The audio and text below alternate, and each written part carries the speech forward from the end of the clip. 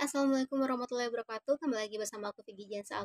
Karena udah lama banget nggak upload, jadi hari ini aku bakal upload dan membahas tentang kasus yang cukup mencengangkan di mana seorang gadis yang berusia 10 tahun memiliki darah dingin sebagai seorang pembunuh. Seperti apa? Langsung saja ke kasusnya.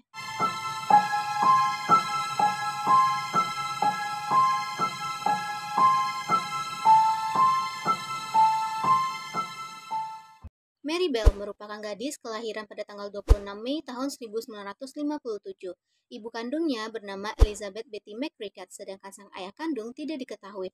Namun Mary mempercayai kalau ayah kandungnya itu bernama William Billy Bell.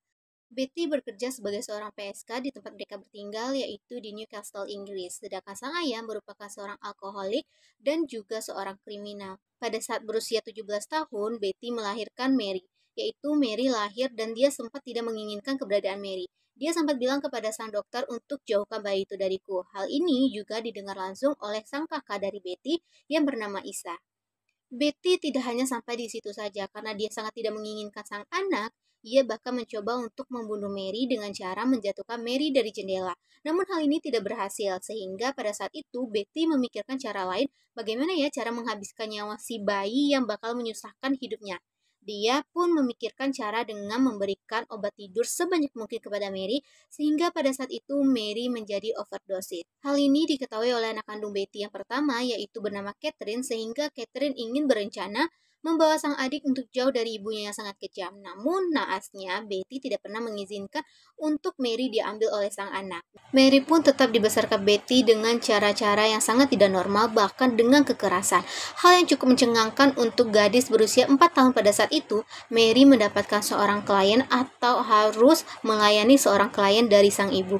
Ngeri banget gak sih usia 4 tahun kita harus mengalami kekerasan seksual dan melayani orang dewasa? Boom banget gak sih? Kalau aku tuh kayak sumpah, ini ibu bukan ibu sih, ini kayak manusia. Lalu lanjut lagi ke ceritanya, di mana pada saat itu Mary pun menjadi seseorang yang kayak kebal gitu dari hal-hal yang sudah seperti kekerasan, pelecehan. Bahkan di saat ibunya memarahi dia menjadi seseorang yang udah kebal gak bisa nangis lagi. Bahkan dia cuma bisa tersenyum dan diam. Pada saat dia berusia 5 tahun, dia mempunyai seorang sahabat yang sangat dekat. Namun naasnya sang sahabat harus meninggalkan Mary karena dia terlindas oleh sebuah bus tepat di depan mata Mary. Hal ini membuat Mary menjadi seseorang yang berbeda, jadi orang yang pendiam. Pada saat dia berusia 10 tahun, tatapan Mary menjadi tatapan yang seperti orang-orang berbeda dari anak yang biasanya.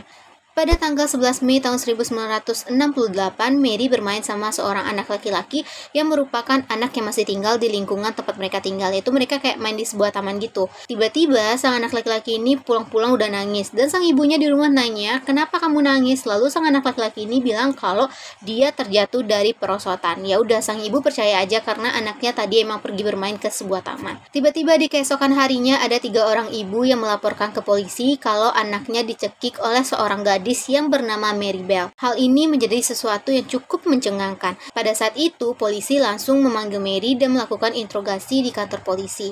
Hal ini didengar oleh sang ibu dari anak laki-laki yang tadi bilang jatuh dari perosotan dan juga menanyakan kepada sang anak, "Benar, kemarin kamu jatuh dari perosotan, bukan didorong sama Mary?" Lalu sang anak ini karena takut, dia pun mengiyakan kata sang ibu dan mengaku kalau kemarin dia didorong oleh Mary sehingga dia jatuh dari perosotan. Lanjut ke kasus yang di kepolisian.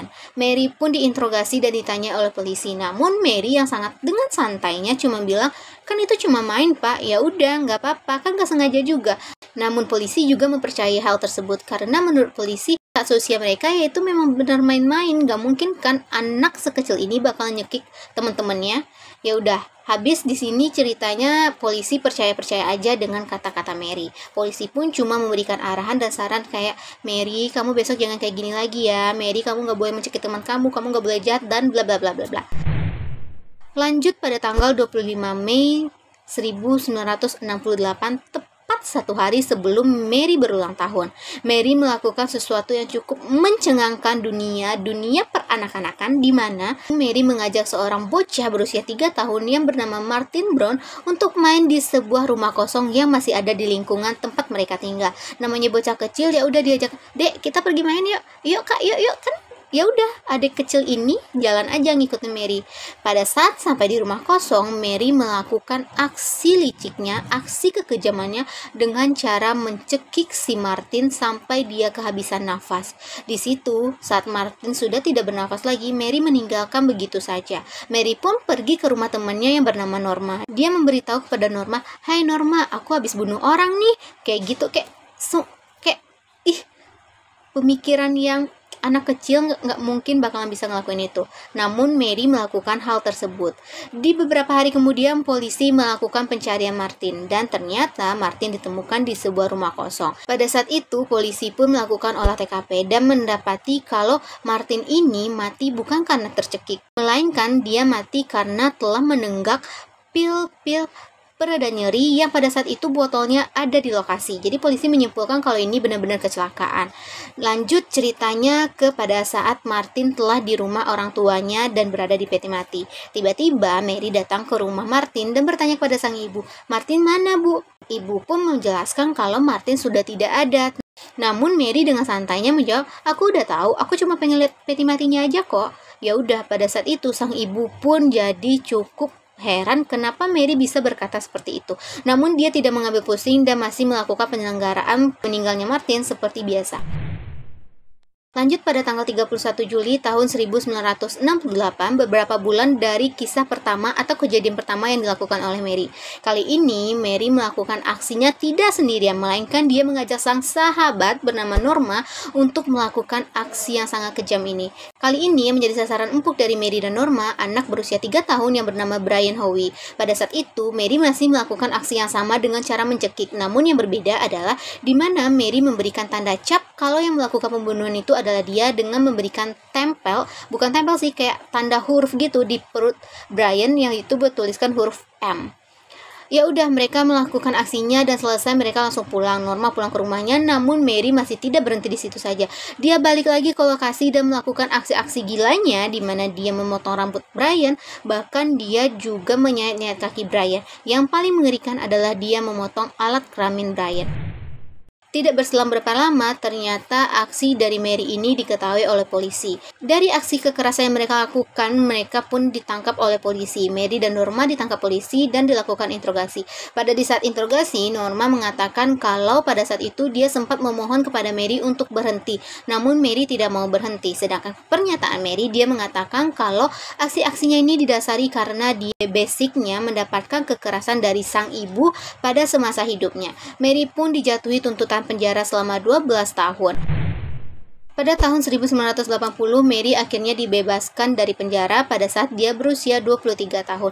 Mary pun menjalani kehidupan normalnya di sebuah rumah di tepi laut. Mary pun juga mempunyai seorang anak yang berusia 14 tahun. Seperti itulah cerita dari Mary Bell yang cukup mencengangkan, di mana seorang gadis berusia 10 tahun bisa melakukan aksi-aksi gila yang di luar pemikiran orang dewasa.